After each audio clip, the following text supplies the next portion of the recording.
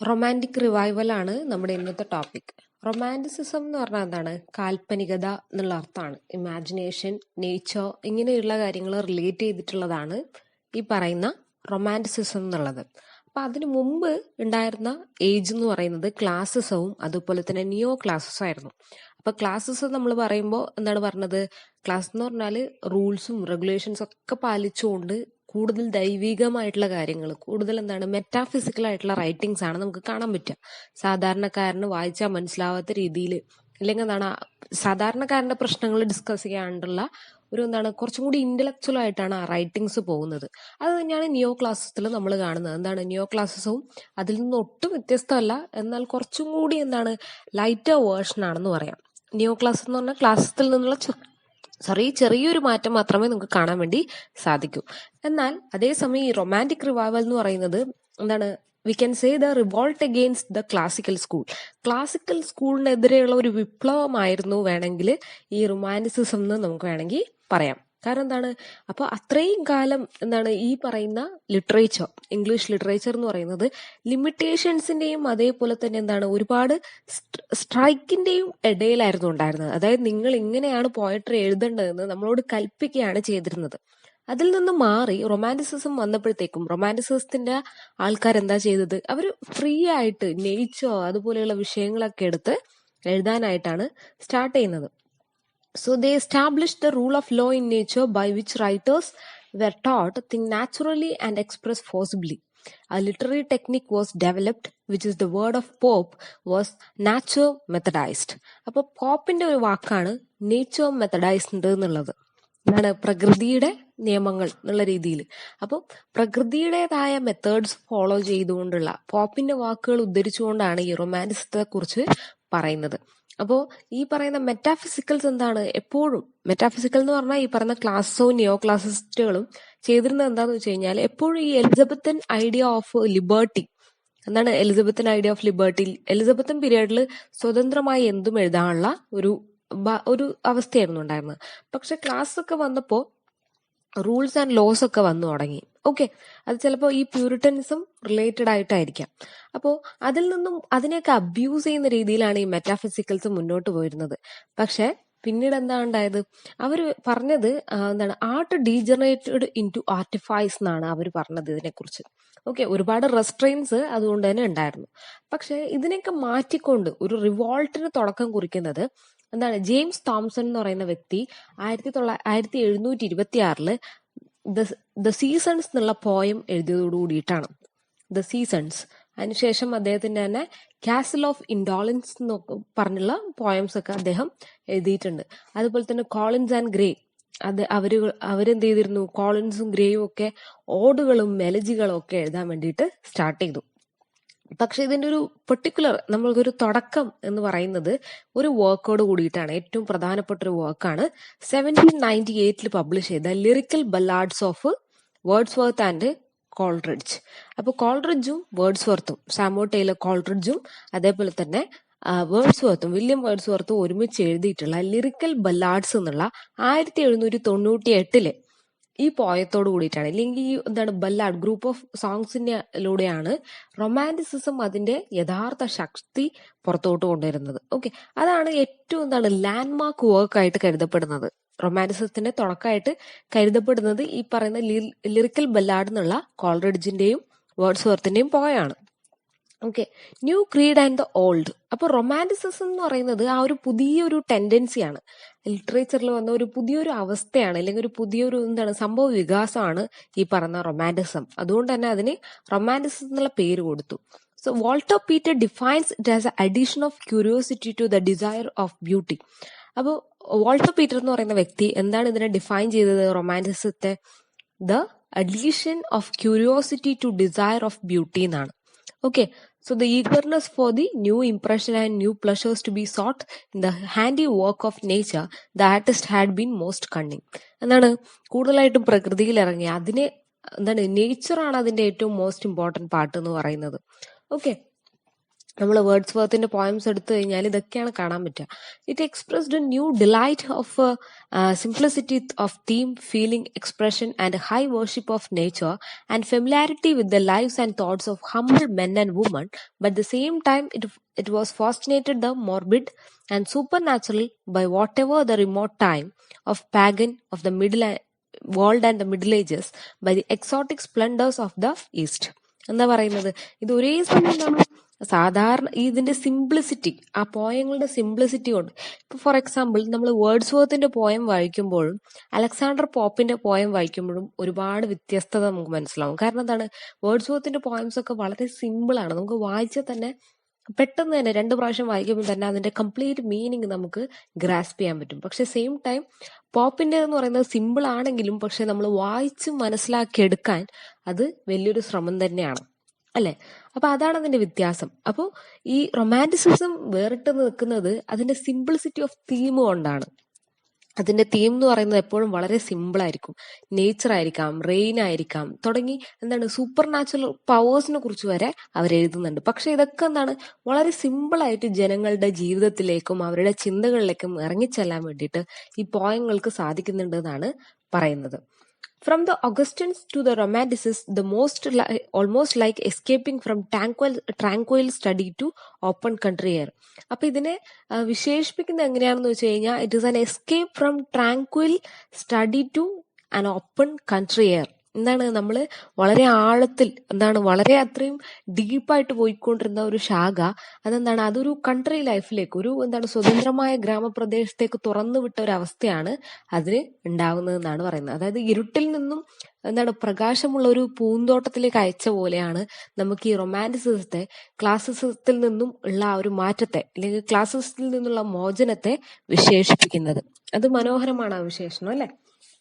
Okay. പിന്നെ പറയാനുള്ളത്, the age of reason was not something asserted, an age of acceptance, the lack of curiosity. It was to an age of inquire as shown in the achievements of science and philosophy. അപ്പൊ നമ്മൾ പറഞ്ഞിരുന്നു 3 കാലഘട്ടങ്ങളായിട്ടാണ് ഈ പീരിയഡിനെ classify ചെയ്തിട്ടുള്ളത്. ഒന്നെന്ന് പറയുന്നത് classical age, അതുപോലെ തന്നെ ഓഗസ്റ്റൻ age, അതുപോലെ തന്നെ ഏജ് ഓഫ് റീസൺ. അപ്പൊ ഏജ് ഓഫ് റീസണിന്റെ പ്രത്യേകത എന്താണ്? People had curiosity and also an age of enquiry. അതുകൊണ്ട് തന്നെ സയൻസ് ആൻഡ് ഫിലോസഫി മേഖലകളിലും ഒരുപാട് ഡെവലപ്മെന്റുകൾ ഈ സമയത്ത് നടന്നിരുന്നു എന്ന് അറിയാം. ഓക്കെ. അടുത്തതെന്ന് പറഞ്ഞാൽ കോണ്ടിനെന്റൽ ഇൻഫ്ലുവൻസ് ആണ്. ഇത് എങ്ങനെയാണ് ഈ പറയുന്ന റൊമാൻറ്റിസിസം വരുന്നതെന്നാണ്. അടുത്തത്, the teachings of Rousseau and the principles of French Revolution help to form direct ideas of the romantics and them widely accepted in England. അപ്പൊ ഇതേ സമയത്ത് ഈ റൊമാൻറ്റിസിസം വരുന്ന അതേ കാലഘട്ടങ്ങളിലാണ് ഫ്രഞ്ച് റവല്യൂഷൻ നടക്കുന്നത്, ഫ്രഞ്ച് റവല്യൂഷന് ശേഷം. അപ്പോ റൂസോ പോലെയുള്ള എഴുത്തുകാരുടെ പ്രിൻസിപ്പിൾസ്, അവരുടെ തത്വങ്ങൾ, അതേപോലെ തന്നെ ഫ്രഞ്ച് റവല്യൂഷൻ ഒക്കെ തന്നെ ഈ റൊമാൻറ്റിസത്തിലേക്ക് മാറാൻ ഇവരെ പ്രേരിപ്പിച്ചു എന്നാണ് പറയുന്നത്. കാരണം ഫ്രഞ്ച് റവല്യൂഷന്റെ ഐഡിയ എന്താണ്?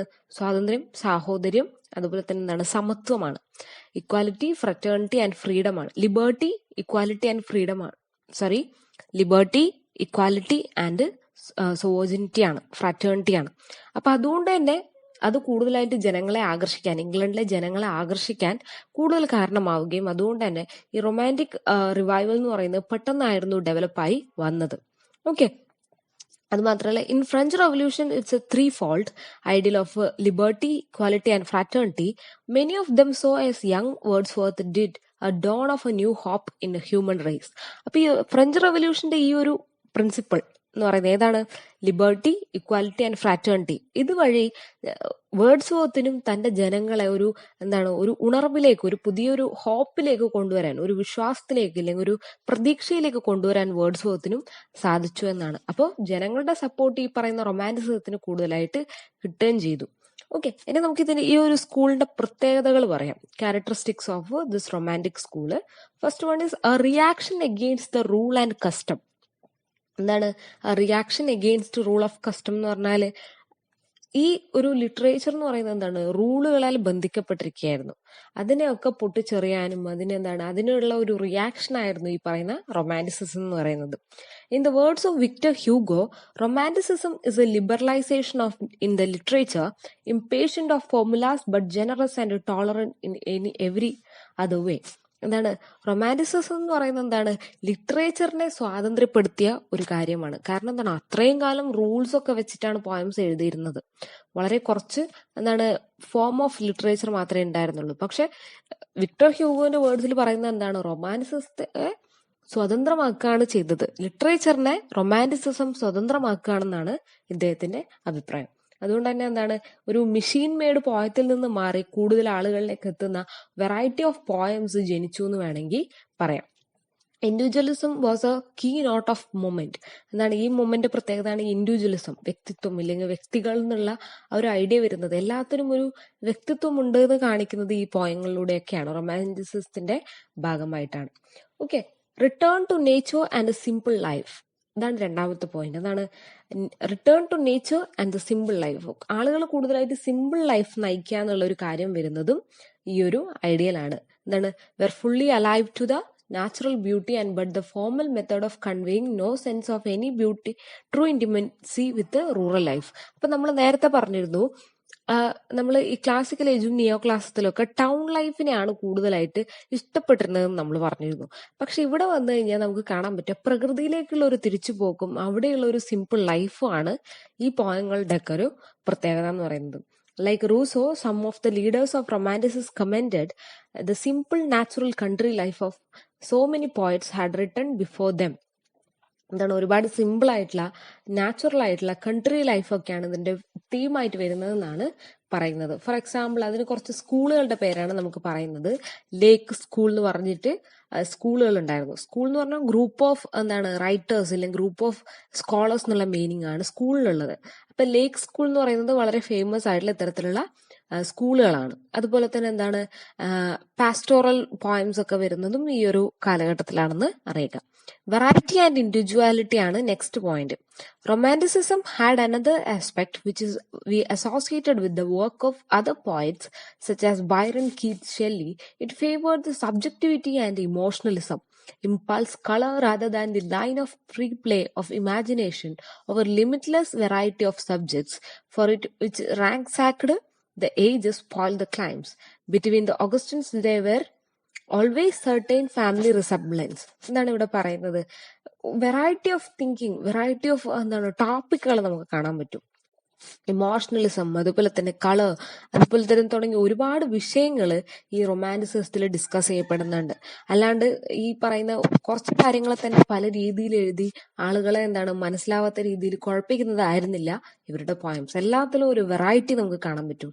എന്താണ് അത് മാത്രമല്ല എപ്പോൾ എന്താണ് ഈ പി.ബി. ഷെല്ലിന്റെ പോയംസ് ആയാലും കീറ്റ്സിന്റെ പോയം ആയാലും സബ്ജക്ടിവിറ്റിക്കാണ് കൂടുതൽ ഇമ്പോർട്ടൻസ്. ഇൻഡിവിജ്വലിസം, ഒബ്ജക്റ്റ്, എല്ലാത്തിനും ഒരു ഒബ്ജക്റ്റ് ആയിട്ടല്ല കാണുന്നത്, എല്ലാത്തിനും ഒരു അർത്ഥമുണ്ട് എന്നുള്ള രീതിയിലാണ് ഇവര് കാണുന്നത്. റിട്ടേൺ ഓഫ് ദി ലിറിക് ആണ് നെക്സ്റ്റ് പോയിന്റ്. എന്താണ് the free expression of feeling demanded a lyrical mode of expression. Poetry once more becomes musical, non intellectual, sensuous and impassioned.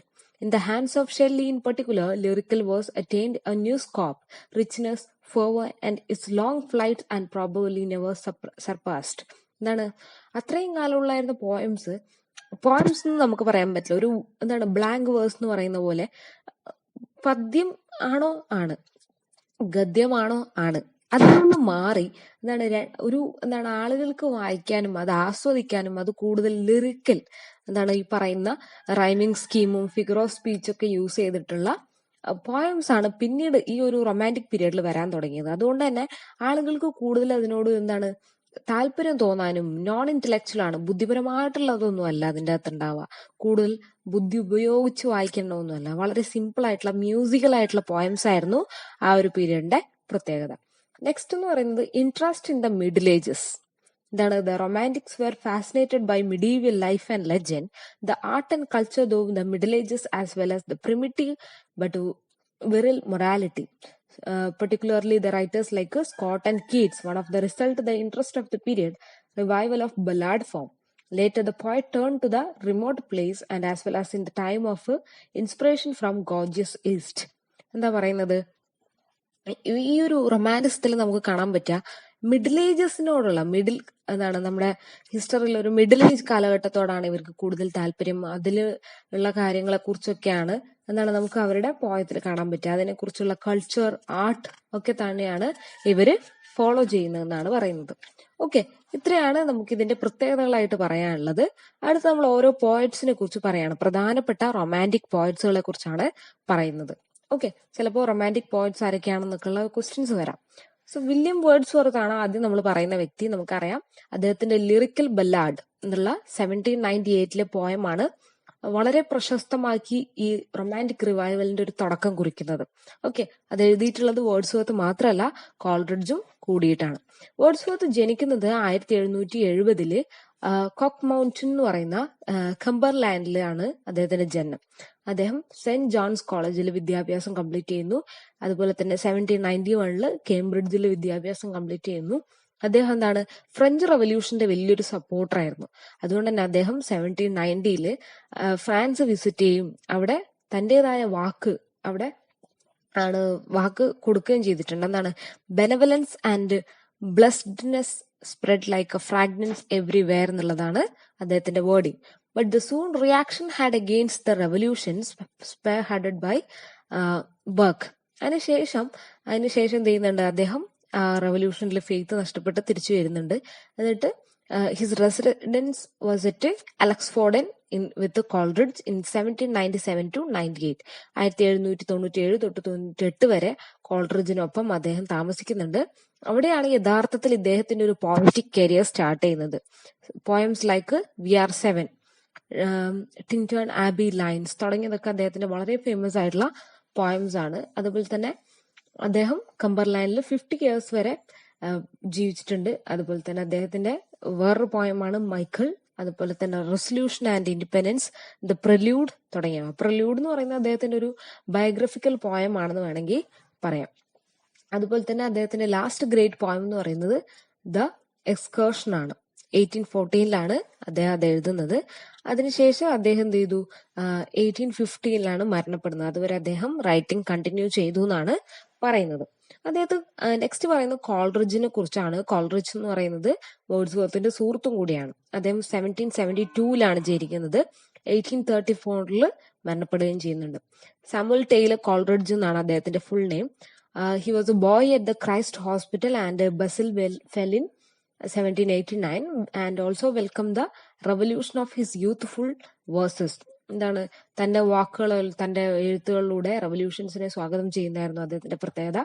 He gave poetic expression to political aspirations in religious musings. എന്താണ്, അദ്ദേഹം poetic expression തന്റെ political ആസ്പിറേഷൻസിൽ കൊടുത്തിട്ടുണ്ടെന്നാണ് പറയുന്നത്. അതുപോലെ തന്നെ the destiny of nations, ode to departing year തുടങ്ങിയതൊക്കെ അദ്ദേഹത്തിന്റെ എന്താണ് വളരെ യൂത്ത്ഫുൾ ആയിട്ടുള്ള പോയമാണ്. അതുപോലെ തന്നെ ഫ്രാൻസ് ആൻഡ് ഓഡ് എന്നുള്ളത് അദ്ദേഹത്തിന്റെ ഒരു സബ്സിക്വന്റ് സ്റ്റോറി ആണെന്നാണ് പറയുന്നത്. അതുപോലെ തന്നെ അദ്ദേഹത്തിന് ഒരുപാട് ഫെയിലിയർ സംഭവിച്ചിട്ടുണ്ടെങ്കിലും വളരെ ഗിഫ്റ്റഡ് ആയിട്ടുള്ള ഒരു ഗിഫ്റ്റഡ് പോയറ്റ് ആണെന്ന് വേണമെങ്കിൽ പറയാം. അതുപോലെ തന്നെ Wordsworth saved naturalism from hand literalism with while Coleridge saved supernaturalism with course of sensationalism. വേർഡ്സ്വർത്ത് കൂടുതലായിട്ടും പ്രകൃതിക്കാണ് ഇമ്പോർട്ടൻസ് കൊടുത്തിരുന്നെങ്കിൽ കോൾറിഡ്ജ് കൊടുത്തത് സൂപ്പർ നാച്ചുറലിസത്തിനാണെന്നാണ് പറയുന്നത്. Okay, he was a great talker. Coleridge എന്ന് പറയുന്ന വ്യക്തി വളരെയധികം സംസാരിക്കാൻ കഴിവുള്ള വ്യക്തിയായിരുന്നു. അതുപോലെ തന്നെ his verse though few but the fragment gives him a place among the great poets of the world. വളരെ കുറച്ചാണ് അദ്ദേഹം എഴുതിയിട്ടുള്ളെങ്കിലും അദ്ദേഹത്തിന്റെ പേര് അദ്ദേഹത്തിന്റെ പോയത്താൽ ഇന്നും അറിയപ്പെടുന്നു എന്നാണ് പറയുന്നത്. അടുത്തത് പി ബി ഷെല്ലി റൊമാൻറ്റിക് പീരീഡിൽ വരുന്ന ഒരു പോയറ്റ് ആണ്. Shelley was a revolutionary idealist and a poetic prophet of faith and hope of the world which had lost. ലോകത്തിന്റെ ഹോപ്പും ഫെയ്ത്തും ഒക്കെ നഷ്ടപ്പെടുമ്പോഴും പി ബി ഷെല്ലി ഒരു റവല്യൂഷണറി ഐഡിയലിസ്റ്റ് ആയിട്ടാണ് അവതരിക്കുന്നത്. അതുപോലെ തന്നെ become a rebellious at 18 and he was called mad Shelley. അപ്പൊ പി ബി ഷെല്ലിനെ മാഡ് ഷെല്ലി എന്ന് കൂടി വിളിക്കുന്നുണ്ട്. ഒരു പേരാണ്, അവരുടെ പേര് കിട്ടിയതാണ്. നമ്മൾ ബ്ലഡി മേരി എന്ന് പറയുന്ന പോലെ ഇവിടെ മാഡ് ഷെല്ലി എന്നുള്ള പേര്. And he's expelled the Oxford for his pamphlet necessity of atheism. അദ്ദേഹത്തിന്റെ ഓക്സ്ഫോർഡിൽ നിന്ന് എഴുതിയിട്ടുള്ള ഒരു പാംലെറ്റ് ആണ് ദ നെസസിറ്റി ഓഫ് എത്തിസം എന്നുള്ളത്. And he believe that the reaction against revolution was only temporary. അപ്പൊ അദ്ദേഹത്തിന് അറിയായിരുന്നു തനിക്കെതിരെ വരുന്നതൊക്കെ എന്താണ് ടെമ്പററി ആയിട്ടുള്ള കാര്യങ്ങളാണെന്ന് അറിയായിരുന്നു. അദ്ദേഹം എന്താണ് റിവോൾട്ട് ഓഫ് ഇസ്ലാം എന്നുള്ളത് അദ്ദേഹത്തിന്റെ ഒരു പോയമാണ്. അതുപോലെ തന്നെ ലിറിക്കൽ ഡ്രാമയാണ് പ്രൊമെത്തസ് അൺബൗണ്ട് എന്നുള്ളത്. അതുപോലെ തന്നെ റെഗുലർ ഡ്രാമയാണ് സെൻസി എന്നുള്ളത്. അതുപോലെ തന്നെ Adonis, ode to the west wind, skylark തുടങ്ങിയതൊക്കെ അദ്ദേഹത്തിന്റെ വളരെ ഫേമസ് ആയിട്ടുള്ള പോയംസ് ഒക്കെയാണ്. ഓക്കെ, നെക്സ്റ്റ് പറയുന്നത് ജോൺ കീറ്റ്സ് ആണ്. ജോൺ കീറ്റ്സ് എന്ന് പറയുന്നത് 1795 to 1821 അദ്ദേഹം ജീവിച്ചിരിക്കുന്നത്. അദ്ദേഹം ഒരു റിബലും അല്ല, സെയിം ടൈം ഒരു ഉട്ടോപ്യൻ ഡ്രീമറും അല്ല എന്നാണ് പറയുന്നത്. അദ്ദേഹത്തിന്റെ എന്താണ് opening line of his poem Endymion a thing of beauty is a joy for ever എന്നുള്ളത് അദ്ദേഹത്തിന്റെ വളരെ ഫേമസ് ആയിട്ടുള്ള ഒരു വേർഡിംഗ് ആണ്. അതേപോലെ തന്നെ അദ്ദേഹം ജനിക്കുന്നത് 1795 The eve of Saint Agnes, the ode of melancholy on a Grecian urn to a nightingale തുടങ്ങിയതൊക്കെ അദ്ദേഹത്തിന്റെ വളരെ ഫേമസ് ആയിട്ടുള്ള പോയംസ് ആണെന്ന് കൂടി അറിയാം. ഓക്കെ, ഇത്രയാണ് നമ്മൾ ഇതിൽ പറയുന്നത്. ഇനി ഇതിൽ തന്നെയുള്ള നോവലിസ്റ്റുകളെ കുറിച്ച് നമുക്ക് പറയാം.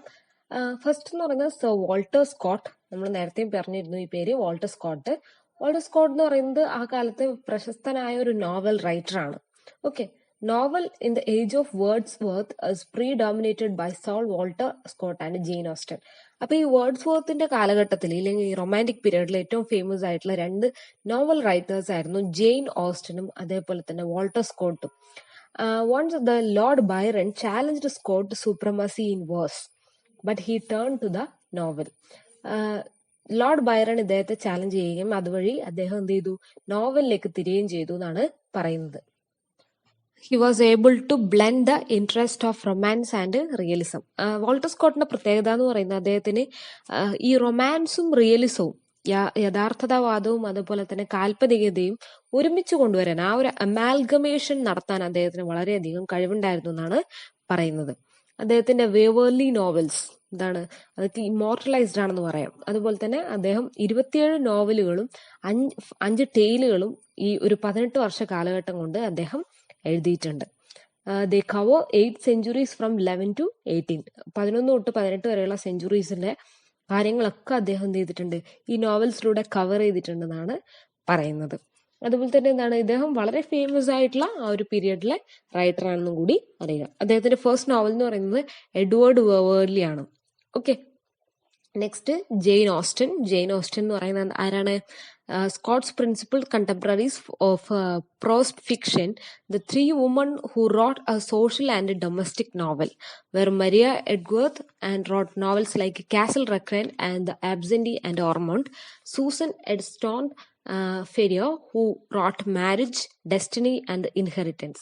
Then came the Jane Austen with her Sense and Sensibility, Pride and Prejudice, Emma, etc. അപ്പൊ ജെയിൻ ഓസ്റ്റന്റെ വളരെ പ്രധാനമായിട്ടുള്ള നോവലുകൾ എന്ന് പറയുന്നത് Pride and Prejudice, Sense and Sensibility, Emma. ഇതിൽ നമ്മൾ പ്രൈഡ് ആൻഡ് പ്രജുഡീസ് നമ്മൾ പഠിക്കുന്നുണ്ട്. ഓക്കെ, അത് എന്താണ്, ആ ഒരു കാലഘട്ടത്തിലെ സിസ്റ്റത്തെ ഫുള്ള് നമുക്ക് ആ ഒരു നോവലിലൂടെ മനസ്സിലാക്കാൻ വേണ്ടിയിട്ട് സാധിക്കും. അത് വളരെ ഫേമസ് ആയിട്ടുള്ള ഏറ്റവും പോപ്പുലർ ആയിട്ടുള്ള വർക്കാണ് ഈ പറയുന്ന പ്രൈഡ് ആൻഡ് പ്രജുഡീസ് എന്നുള്ളത്. അവർ 3 സിസ്റ്റേഴ്സ് ആണ്, മരിയ എഡ്വേർത്ത്, അതുപോലെ തന്നെ സൂസൻ എഡ്തൻസ്റ്റോൺ, അതുപോലെ തന്നെ ജെയിൻ ഓസ്റ്റൻ എന്ന് പറയുന്നത്. അപ്പൊ ഇവരുടെ ബുക്കുകളുടെ പേരാണ് ഞാൻ നേരത്തെ പറഞ്ഞത്. എല്ലാവർക്കും മനസ്സിലായെന്ന് വിചാരിക്കുന്നു. നെക്സ്റ്റ് നമ്മൾ ഫ്രഞ്ച് റവല്യൂഷന്റെ ഇമ്പാക്റ്റ് ആണ് പറയാൻ പോകുന്നത്. ഓക്കെ, നമുക്ക് നെക്സ്റ്റ് ക്ലാസ്സിൽ എടുക്കാം. Thank you.